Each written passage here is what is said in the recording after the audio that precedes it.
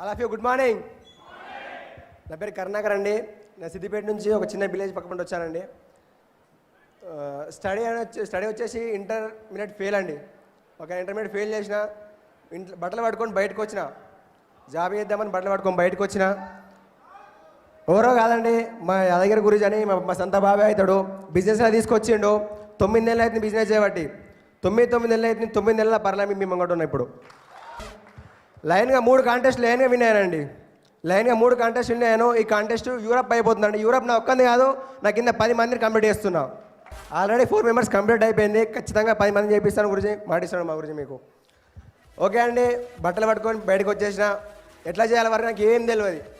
చిన్నిపోయిన బట్టలు పట్టుకొని బయటకు వచ్చిన. ₹1 మా అమ్మ నాన్న కూడా అంతా మా బాబాయ్ చూసుకుంటూ, చిన్న చెప్పుడు నుంచి చిన్న రూపాయి దాకా ఏమైనా తినాలన్నా మొత్తం మా బాబాయ్, సర్వస్వం మా బాబాయ్, నా జీవితం మా బాబాయ్కి అంకితం. థ్యాంక్ యూ గురించి. ఓకే అండి, ఒకరోజు ఒకటి చిన్న చెప్తానండి. ఒకరోజు బీబీఎస్ అయిందండి. లియోనియోలో బీబీఎస్ అయింది. వెళ్ళామంటే బట్టలు పైసలు లేవు. అయితే ఒకరోజు ఆయన మన చందు గురించి వచ్చేసి నువ్వు ఖచ్చితంగా రావాలి కరుణాకర్ అన్నాడు. పైసలు గురించి ఎట్లాగన్నాను. మా బాబాయ్ కూడా అన్నాడు. ఇప్పుడు సార్ దగ్గర కూడా డబ్బులు లేవన్నమాట. దొంగతనాన గేట్ దుంకి లోపల పోయినండి. కేవలం నేర్చుకోనీకే దొంగతనాన లోపల పోయినాం. మరి తిండి ఎట్లా? ఆ రోజు మొత్తానికి అన్నం తినలే. కేవలం చందు గురించి మా బాబాయ్ ఎంగిల్పేట్ల తిని నేర్చుకున్నా. అప్పట్లో నేను అట్లా నేర్చుకున్నా కాబట్టి ఇప్పుడు ఈ పొజిషన్లో ఉన్నానండి. అర్థం చేసుకోండి. మేము కూడా మస్తు కష్టపడ్డామండి. చిన్న ఏజే నాది కూడా. ఎప్పుడు అనుకోలే సూట్ ఎత్తాని. బర్రకాడ వేయటోని నాకేం మెరక సార్, నాకేం మెరక బర్రకాడ సూట్ వేసి మెరక, ల్యాప్టాప్ ఏం మెరక, ఈ గిఫ్టులు ఏం మెరక, ఈ పర్రులు ఏం మెరక, ఏం తెలియదు. వచ్చిన బండి తీసుకున్నా, ల్యాప్టాప్లు తీసుకున్నా. ల్యాప్టాప్ నాకు కింద కాదు, నాకు కింద 30 ల్యాప్టాప్లు ఇప్పించిన, బండ్లు ఇప్పించిన.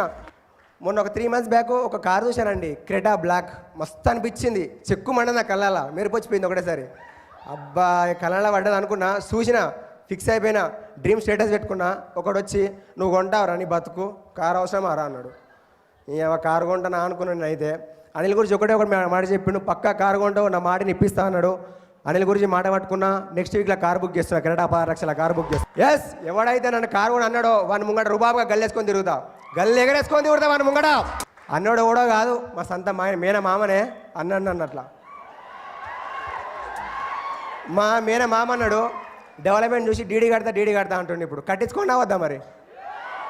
వద్దు వద్దు వద్దు వద్దు, డీడీ కట్టించుకొని ఏడవాలి. నా డెవలప్మెంట్ చూసి ఆయన కూడా ఏడవాలే చెప్తున్నా. అట్లే కాదు, మా ఇంటర్ ఫ్రెండ్స్ అని నేను ఇంటర్ చదువుకున్నా కదా. మా ఇంటర్ ఫ్రెండ్స్ చదువుకన్నా మించి ఎక్కువ వస్తుందిరా, చదువుకన్నా పైసలు ఎత్తేస కంపెనీలు రా అంటారు. ఎత్తేస కంపెనీ అంటే మరి 18 సంవత్సరాలు ఎందుకని నడుతుందండి?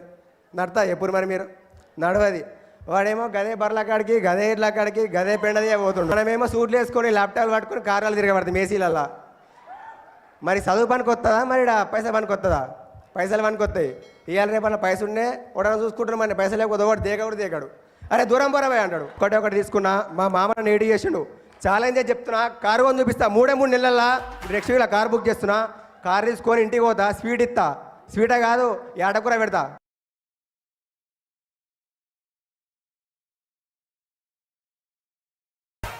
ఓ కిలో కాదు, ఓ గొర్రెం కోసి పెడతా మొత్తం తినమని.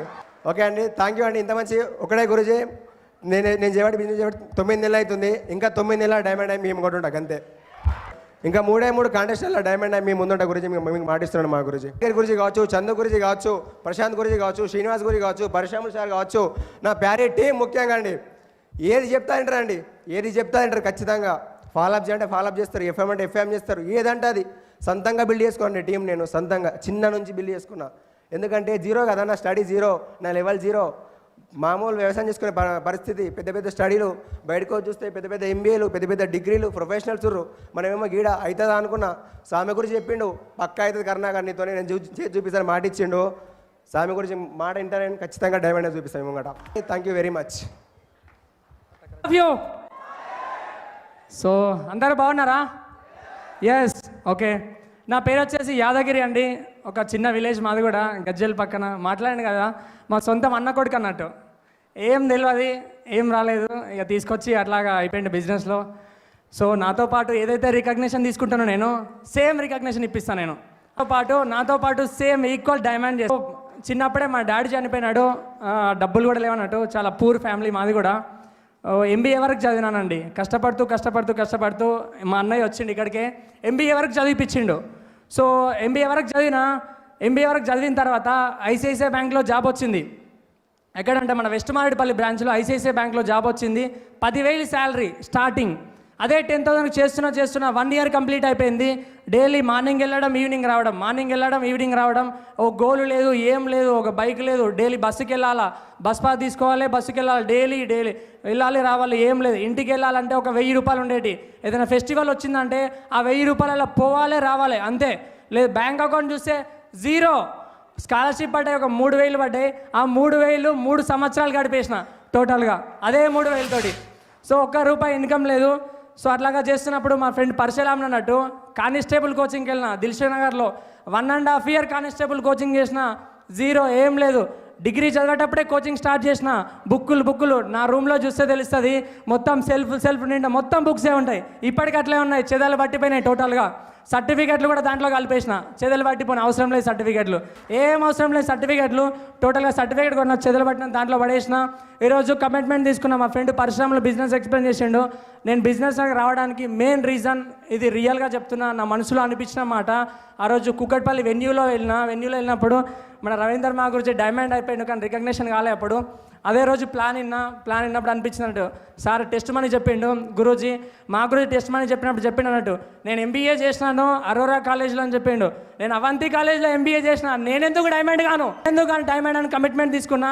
చూస్తున్నా చాయిస్ రవీందర్ మా గురించి మొబైల్ అన్న ఫోన్ నెంబర్ ఎప్పుడు సేవ్ అవుతుందా అని చూస్తున్నా. అరే ఫ్రెషర్ లెవెల్ ఉన్నా బై, ఎట్లా సేవ్ అవుతుంది కాదు అనుకున్నా. సింగిల్ కోచ్ ఎంచుకోమని చెప్తారు కదా, అప్పుడు అనుకున్నా నేను డైరెక్ట్ రవీందర్ మా గురించి ఎంచుకుంటా అనుకున్నా.